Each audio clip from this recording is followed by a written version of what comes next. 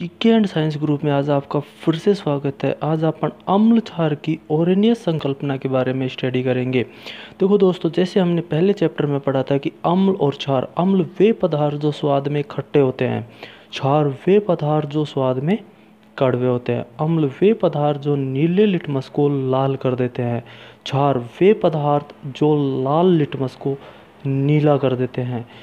तो आज इसी कड़ी में आज हमने ओरेनियस की संकल्पना पढ़ते हैं। अम्ल, ओरेनियस के अनुसार अम्ल वे पदार्थ जो जलीय विलयन में अपघटित होकर हाइड्रोजन आयन देते हैं, hydrogen means H positive ion देते हैं, अम्ल कहलाते हैं।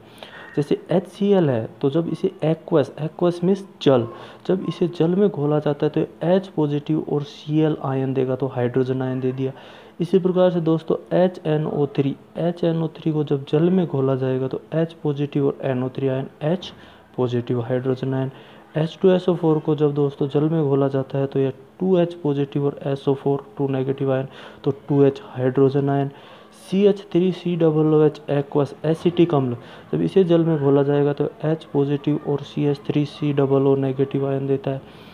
H2CO3 को जब कार्बोनिक अम्ल को जब जल में घोला जाता है तो H पॉजिटिव और SCO3 माइनस नेगेटिव आयन। तो दोस्तों अम्ल वे पदार्थ होते हैं जो जलीय विलयन में H पॉजिटिव आयन देते हैं, अम्ल कहलाते हैं ओरेनियस के अनुसार। ये सभी अम्ल क्योंकि ये जलीय विलयन में H पॉजिटिव आयन देते हैं इसीलिए इनको ओरेनियस ने अम्ल कहा है। दोस्तों यहाँ H पॉजिटिव जो आयन है वह मुक्त इलेक्ट्रॉन के रूप में अत्यधिक क्रियाशील होता है, अतः यह जल से क्रिया करके H3O पॉजिटिव हाइड्रोनियम आयन के रूप में रहता है। जैसे H पॉजिटिव हाइड्रोजन आयन जल के साथ अभिक्रिया कर लेगा और H3O पॉजिटिव हाइड्रोनियम आयन बना लेता है। अब दोस्तों अम्ल दो प्रकार के होते हैं, प्रबल अम्ल और दुर्बल अम्ल। प्रबल अम्ल वे अम्ल जो जलीय विलयन में पूर्णतः आयनित हो जाते हैं, मतलब पूर्णतः घुल जाते हैं, पूर्णतः आयनों में विभक्त हो जाते हैं, प्रबल अम्ल कहलाते हैं। जैसे HCl, HNO3, H2SO4 ये सारे प्रबल अम्ल है। दुर्बल अम्ल वे अम्ल जो जलीय विलयन में पूर्णतः आयनित नहीं होते हैं, जैसे CH3COOH, H2CO3। दोस्तों ये दुर्बल अम्ल की श्रेणी में आते हैं। इसी प्रकार से दोस्तों ओरेनियस के अनुसार क्षार वे पदार्थ जो जलीय विलयन में अपघटित होकर hydroxyl ion OH negative ion देते हैं, क्षार कहलाते हैं। जैसे KOH पोटेशियम हाइड्रोक्साइड, जब इसे जल में घोला जाता है तो एक K पॉजिटिव और OH नेगेटिव आयन देते हैं तो OH नेगेटिव हाइड्रोक्सिल आयन हो गया। NaOH सोडियम हाइड्रोक्साइड, जब इसे जल में घोला जाएगा तो दोस्तों Na positive OH negative hydroxyl ion दे देते हैं।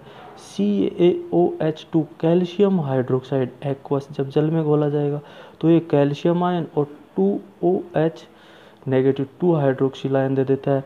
NH4OH, जब NH4 अमोनियम हाइड्रोक्साइड को जल में घोला जाता है तो अमोनियम आयन और OH नेगेटिव हाइड्रोक्सिल आयन दे देता है। प्रबल क्षार, जिस प्रकार से दोस्तों प्रबल अम्ल और प्रबल क्षार थे, दुर्बल क्षार थे, उसी दो प्रकार दोस्तों प्रबल अम्ल और दुर्बल क्षार भी होते हैं। प्रबल क्षार वे क्षार जिनका जलीय विलयन में पूर्णतः आयनन हो जाता है, मतलब जो जलीय विलयन में पूर्णतः घुल जाते हैं, जैसे KOH, NaOH। दोस्तों ये प्रबल क्षार है। दुर्बल क्षार वे क्षार जिनका जलीय विलयन में पूर्णतः आयनन नहीं होता है, वो दोस्तों दुर्बल क्षार, जैसे NH4OH ammonium hydroxide, MgOH2 magnesium hydroxide, CaOH2 calcium hydroxide. दोस्तों ये है अम्ल क्षार। इसी क्रिया में अगला आता है उदासीनीकरण अभिक्रिया। अम्ल और क्षार क्रिया करके दोस्तों लवण और जल बना लेते हैं। इस क्रिया में जो H पॉजिटिव हाइड्रोजन आयन और OH negative hydroxyl ion, hydrogen ion और हाइड्रोक्सिल आयन आपस में संयोग करके जल बना लेते हैं। जैसे HCl अम्ल है, NaOH क्षार है, ये दोनों आपस में क्रिया करके NaCl लवण और H2O जल बना लेते हैं। और जल का निर्माण कैसे हुआ? हाइड्रोक्सिल आयन, हाइड्रोजन आयन और हाइड्रोक्सिल आयन दोनों आपस में मिलेंगे तो उदासीन अभिक्रिया में जल बन जाता है। इसमें ऊर्जा निकलती है और ऊर्जा निकलने के कारण ही दोस्तों यह ऊष्माक्षेपी रासायनिक अभिक्रिया कहलाती है।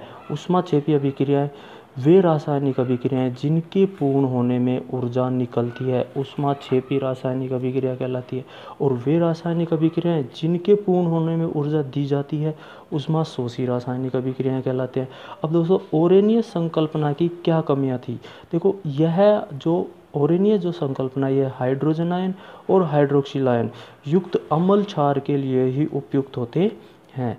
दूसरा दोस्तों हाइड्रोजन आयन विहीन अम्ल और हाइड्रोक्सिल आयन विहीन क्षार की